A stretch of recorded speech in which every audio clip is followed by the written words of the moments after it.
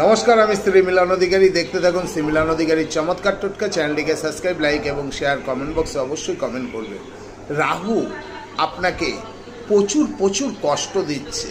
আপনার জন্মছকে রাহু খারাপ, আপনার হস্তে রাহু খারাপ, আপনি কোনো রকম এগিয়ে যেতে পারছেন না, অর্থ আনছেন ব্যয় হয়ে যাচ্ছে, জলের মতন অর্থ চলে যাচ্ছে। এই রাহুকে ঠিক করতে হবে। কি করবেন? আপনি যে কোনো শিব মন্দির কিংবা বিষ্ণু কিংবা কৃষ্ণ মন্দিরে আপনি বাজার থেকে কিছুটা ময়ূরের পালক কিনে নিয়ে আসুন। নিয়ে এসে ওই মন্দিরে দিন। দেয়া টেয়ার পরে ওই পূজারীর কাছ থেকে আপনি ওই পালক চেয়ে নিয়ে আসুন। নিয়ে আসার পরে আপনার ঘরে সেই পালকটিকে প্রতিষ্ঠিত করুন।